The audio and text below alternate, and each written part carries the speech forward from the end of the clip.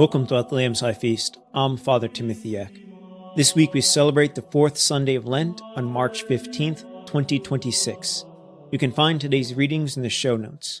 May the Lord who feeds us at his altar bless you through his word. We assume that we see the world clearly. We go throughout our day interacting with those around us, judging situations, scrolling past headlines, and feeling confident that we understand what we are looking at. But Scripture today repeatedly shows us that human sight is unreliable. In our first reading, Samuel, the prophet, is sent to anoint the next king of Israel. He thinks that he knows who God will pick, and so when the eldest, impressive son of Jesse comes before him, Samuel is certain this must be the one. God, though, corrects the prophet, saying, "Not as man sees does God see, but the Lord looks into the heart." Even the great prophet struggled to see properly. As the Lord said, man sees the appearance, while God sees something deeper. The truth of this statement is blindingly obvious. We can only come to know truths through our senses, and so our knowledge begins with appearances. The issue arises when we confuse those appearances with all that there is to know, and so remain upon the surface. This is what led the disciples in our gospel to ask a very human question about the blind man. Who sinned, this man or his parents, that he was born blind? From their judgment of the appearances of this man, they assumed that his blindness must be a punishment. They assumed some deeper reality, sin, from this surface reality. And before we write this off as an absurd question, sin does blind us. At a physical level, the sins of parents can harm their children. Human actions can wound the next generation. At a spiritual level, sin is a form of blindness. Sin is an attempt to live contrary to the order God has placed in creation. It tries to redefine reality according to our minds instead of conforming our minds to God's order. As such, sin blinds us to the world as it actually is, and we only see as we want it to be.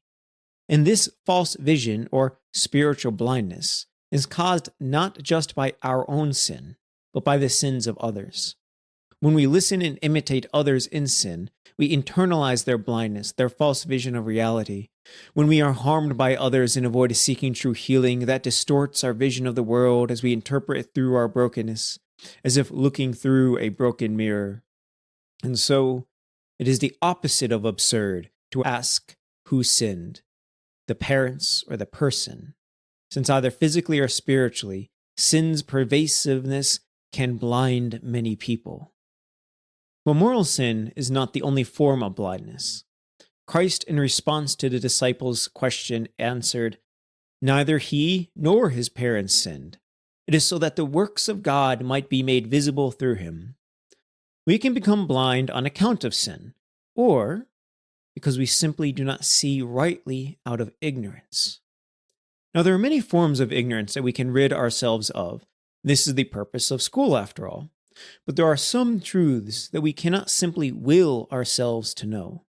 There are realities that we cannot on our own just know, but require another to reveal the truth to us.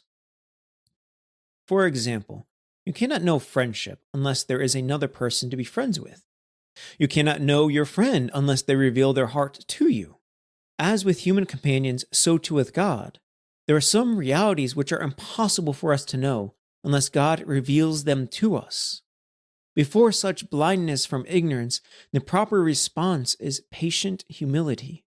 You can no more force your friend to disclose their heart to you than you can force reality or God to reveal wisdom to you. This is the act of faith which Christians must make, trusting that when we do not understand reality, the problem is not with reality, the problem is with our sight, and that if we wait, God will in time illuminate what we cannot yet understand. And for this reason, Christ declared, "I am the light of the world." Light does not create or change reality as much as reveals reality as it is. Christ's light reveals who God is, who we are, what sin is, what life is for. His light reveals the depths of the brokenness of the world which we innately sense, the brokenness which without light causes us to misjudge others, ourselves, and God. But this light does not affirm our erroneous conclusions concerning reality, but throws in sharp relief the brokenness we have been trying to blind ourselves to through our worldly wisdom. And this shows the sharp contrast between the sight of the formerly blind man and the blindness of the Pharisees at the end of our gospel. They remain blind because they are confident that they already see. And yet Christ says to them, if you were blind, you would have no sin. But now you are saying we see, so your sin remains. The greatest obstacle to seeing God's truth is not ignorance. It is spiritual self-confidence. It is the impatience of waiting for God to illuminate our ignorance, and so replace our spiritual blindness with worldly vision, and so pretend that we now see rightly, because we have abandoned seeing beyond appearances. The blind man, however, now sees the world for the first time, the evil around him, the wickedness of the human heart, and Christ standing before him. He has been given true vision to see God before him in the midst of that evil. He saw that we need not escape this world in an attempt to leave it behind, nor remain on the surface concerned only with material solutions, but that we must pierce the depths of reality, and there we will see at its center a heart to gaze upon, the beating sacred heart of Christ burning with love for the world. To gaze upon his adorable heart, we must first accept that we do not see reality clearly. We must cry out, Lord, I do not yet see. Help me see. We need to be patient as Christ slowly reveals himself to us. With the blind man, Christ started as Jesus as a man, then became Jesus the prophet, then became Jesus, Lord and God.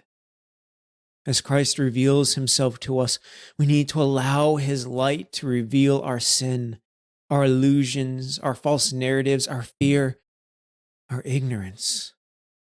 The purpose of this light is not to condemn us, but to heal and draw us deeper into reality. Christ did not come simply to heal the body, but to heal the soul.